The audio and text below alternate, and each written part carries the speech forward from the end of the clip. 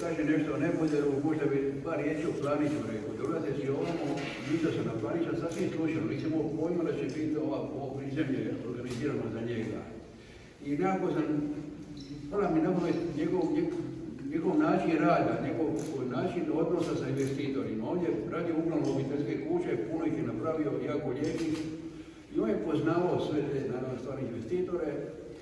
Bilo mu je stalo da se ta kuća, ta njegova ideja zadrži i kasnije, nakon početka korištenja tih kuća. On je dolazio, on je prijateljivao sa svojim investitorima, dolazio je u te kuće i kasnije, postoje anegdota da je on, da mu je bilo stalo da sve bude po njegovom projektu, položaj stolova, krevete i tako dalje, da su investitori prijatelji kasnije, kad bi znali da će on doći, da su, ako su nešto promijenili, vraćali na onaj način kako je to bio napravio, da bi bilo, da ne bi se on zamjerio.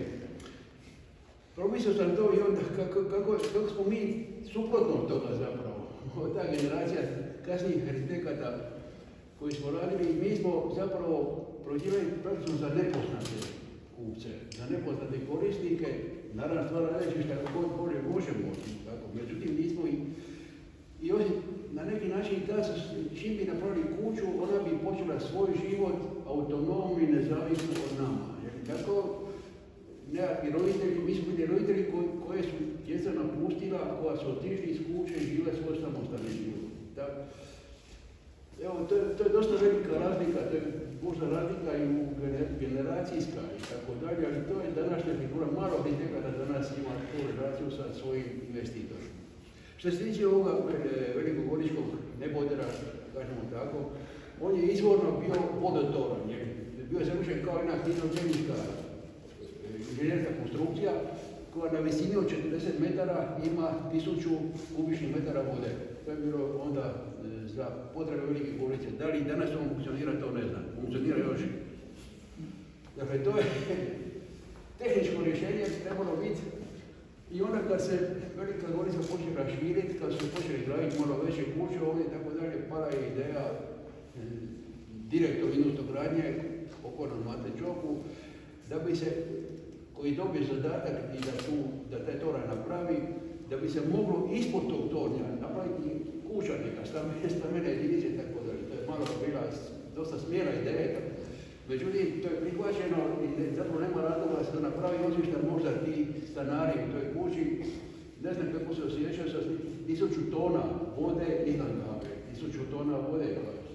Međutim, postoje 3 stupnja sigurnosti, postoje 2 čelična rezervoara i još betonski vanjski rezervoar koji također ne bi dopustio da se ta voda prelijeva na stanare i tako dalje.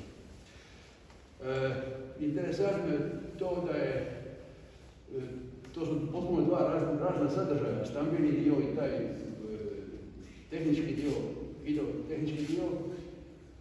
Rješenje je bilo tako da je sve te dimovode, kanale, ventilacije i tako dalje trebalo nekako izvesti, nisu uvijek oni proći kroz vodospremu.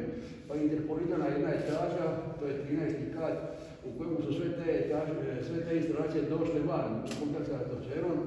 Sad kako to onda u to vrijeme ta komercijalna ideja kod našeg direktora je rekao, a sve kad ste to napravili, sad na toj 30 dani napravite restoran. Mislim, to danas nije bilo moguće restoran i napraviti. I još jedno stvar da kažem, Planićeve kuće, moram se vraćati na njega, i danas je izgledalo otprilike onako kako je on zamislio. To je nekako zasluga i njega i tog njegovog načina projektiranja, pa i tih investitora koji žive u tim kućama održavaju na njegov način. Mislim, mojih kuća, ja sam ih puno projektirao, oko 30 su se promijenile. Ljudi su dograđivali, arhitekti, kolege, bez pitanja, niko nikad nije došao pitati nešto. Napravili su što su htjeli zadnji primjer, ova kuća Svete Ana, dom penzionera, koja grozno gleda danas, 76. je bila najljepša kuća u Hrvatskoj, dobila je nagradu Vito Kovačić. Tako isto ne zamjeravam to, ovaj vodotoranj, stambeni vodotoranj je isto obnovljen, on je obojan, osvježene su boje i tako dalje. Međutim, isto me niko nikad nije pitao njemu ništa.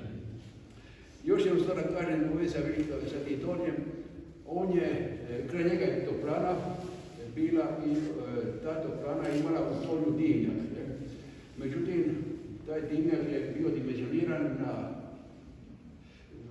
loženje jednim lakim uljem. I visina je bila ograničena proporcionalno visini koji je htjela naš profil dimnjaka i tako dalje. Međutim, kasnije kad je se počelo koristiti tu toplanu, onda se upotrebilo jedno teže ulje, pa se formirala čađa. Dimnjak se nije mogao povećati, ne samo iz arhitektonskih razloga, nego i bio blizu aerodrom, pa je visina bila ograničena i ona se počela čađa skupljati. Toranj je nakon par godina izgledao grozno, jer su ta sva čađa se curila na niz fasadu. Danas to bolje izgleda jer ta toplana funkcionira još to ili ne znam, još funkcionira, ali evo nekako sad je osvježeno, to se kupa i tako dalje. Evo, drago mi je da ste me pozvali, hvala vam lijepa, izgleda i krasno. Hvala vam.